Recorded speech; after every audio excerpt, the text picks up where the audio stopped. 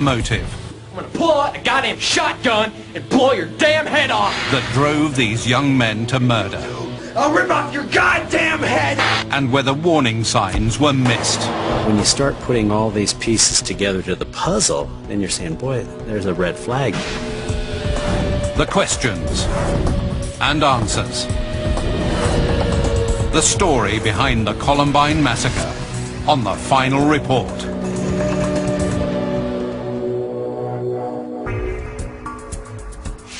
April the 20th, 1999. Jefferson County, Colorado. 11:10 a.m. A typical morning at Columbine High.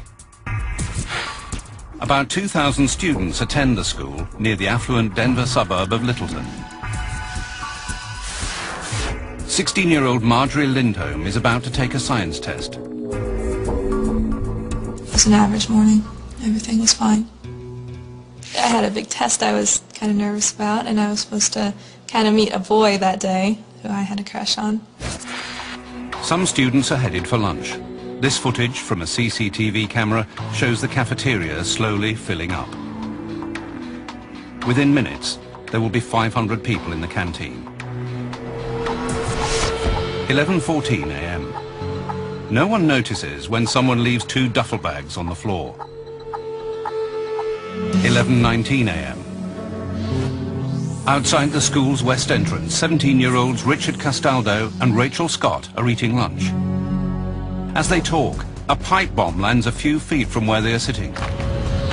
I didn't really realize it was supposed to be a bomb at first. I kind of thought it was like a thing of fireworks or something like that. It didn't do anything at all. I didn't really think much of it. Then, about 60 feet away, Castaldo sees 2 male teenagers dressed in long black trench coats. Without warning, they pull out guns from under their coats. One of them has a rifle and a sawn-off shotgun. The other has a sawn-off shotgun and a semi-automatic handgun. Their actions raise the first of many questions asked by the final report. How were teenagers able to obtain such weapons? And then they just, started shooting. And I didn't really have any time to react at all, Rachel Scott is shot 4 times and dies instantly. Castaldo is shot 8 times, the bullet shattering 2 vertebrae. He begins to lose feeling in his legs. Felt my feet going numb and my legs going numb. Kind of seemed like it was going from like the top up. Who are the gunmen? While Castaldo lies motionless in the grass, 3 other students walk out of a cafeteria door.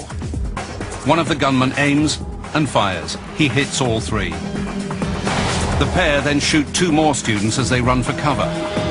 How did the gunman learn to shoot with such accuracy?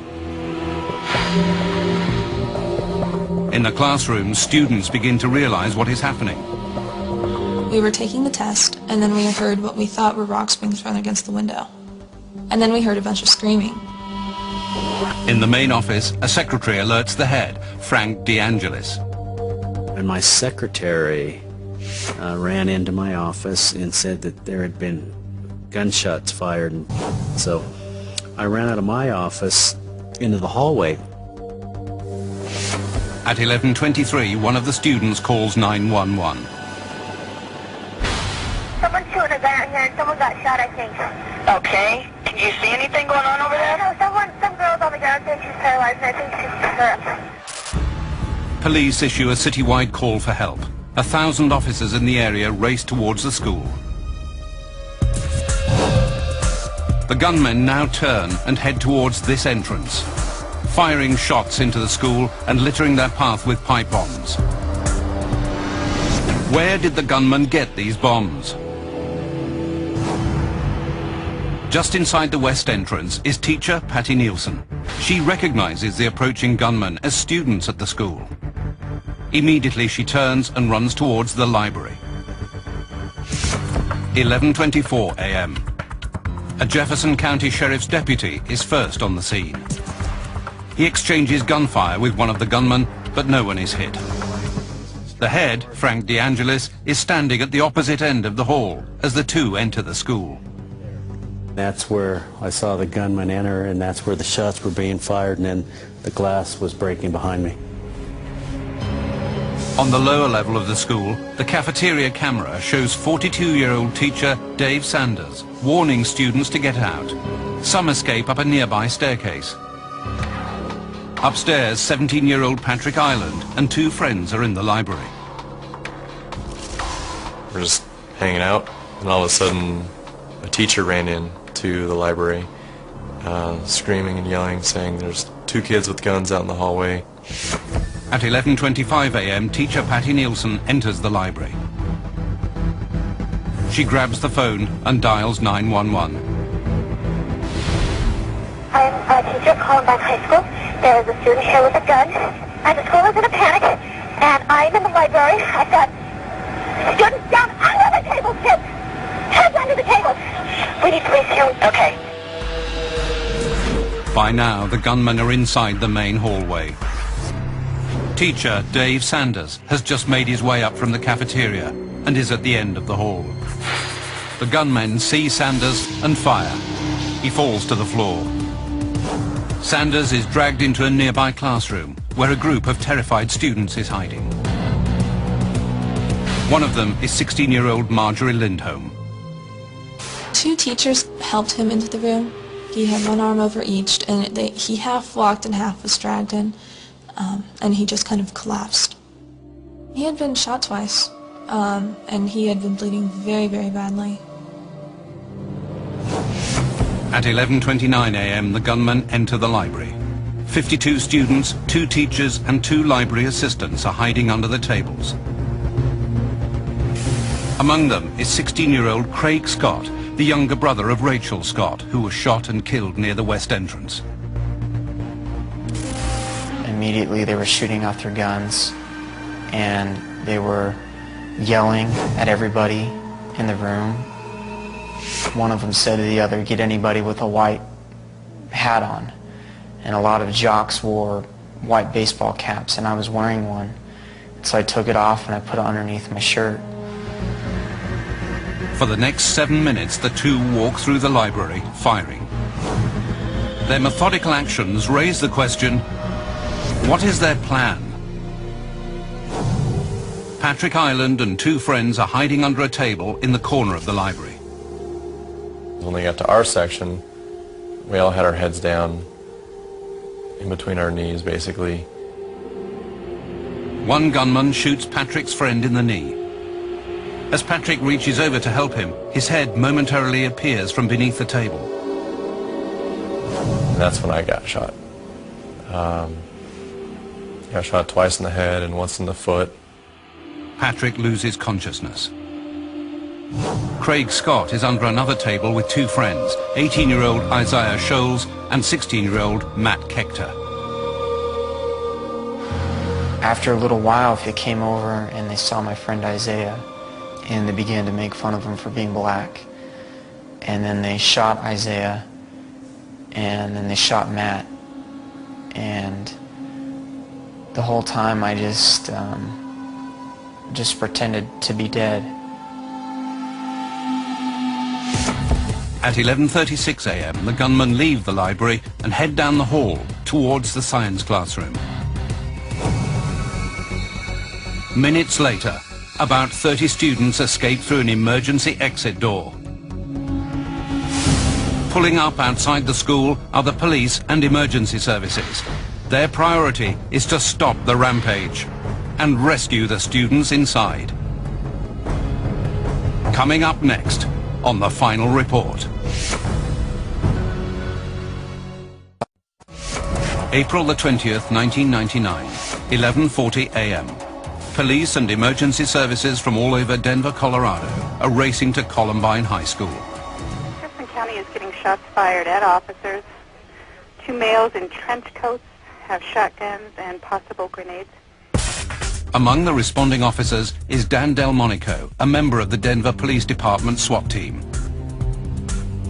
The information coming in over the radio is alarming. It was a military type assault on the school. that they may have explosives and automatic weapons. As police arrive, the gunmen make their way to the cafeteria. 11:44 a.m. This CCTV footage shows one of the gunmen firing at the duffel bags he and his partner left earlier. Eventually, one ignites, starting a fire. The fire activates the sprinklers and a fire alarm a few minutes later. Students who'd been hiding under tables now run for their lives. Outside, a student provides police with a vital piece of information. He's identified one of the gunmen as a Columbine pupil, 18-year-old Eric Harris. A computer check reveals that Eric Harris has a police record. His file contains the name of 17-year-old Dylan Klebold, also a Columbine pupil. The pair had been arrested in January 1998 for breaking into a van. I took one of my chief deputies and we got in my car and we drove to Columbine High School. And I actually went with identifying information for Eric Harris and Dylan Klebold. Other students confirm that Dylan Klebold is the second gunman. 12:02 p.m. Outside the school, police hear gunfire coming from the library. On the east side of the building, SWAT officers divide into teams. They will enter the school at various locations and move towards the gunfire. In an active shooter situation, you go to the noise, you go to the shooter, you neutralize them whatever way you have to, and it's over. At 12:06 p.m., a SWAT team enters the east side of the building. Another SWAT team makes its way to the west side of the school. They move slowly, using a fire engine as a shield. 12:34 p.m. Outside, near the west entrance, 17-year-old Richard Castaldo is at last rescued. He's been lying in the grass for more than an hour, having been shot 8 times. And it just took me over to like a fire truck there too or something, I remember. I mean, I guess I knew I was okay then, you know, that I was actually gonna, live at that point. At 1:09 p.m., one of the SWAT teams enters the school through a ground floor window near the cafeteria. We were standing in about a foot deep of water, and the noise of the fire alarm continuously going on. It was very loud. It was tough to communicate with the officers. Police find roughly 30 students hiding in the school kitchen. The SWAT team rushed them out of the same ground floor window they had entered. All the students are ordered to keep their hands on their heads and are frisked before being allowed to leave. We'd gotten information that the suspects were changing clothes and trying to blend in with the students. That's why you see the kids with their hands on their head, because we don't know who we have. 1:45 p.m. In the science classroom, teacher Dave Sanders clings to life. Students put a sign up in the window. Marjorie Lindholm can't believe help hasn't yet arrived. It has already been 2 hours. I wondered what was taking so long because the 911 operator made it sound like they were around the corner. Every time we asked, where are they? Why does it take so long for help to arrive? As the SWAT teams slowly move through the school, they discover hundreds of pupils and teachers barricaded inside classrooms. As you moved into hallways, you would find locked doors. As we would breach these doors and enter these rooms, and you found people hiding. When we would come across them, it would take us a little bit of time to convince them that, no, we're not the bad guys, we're the cops. After being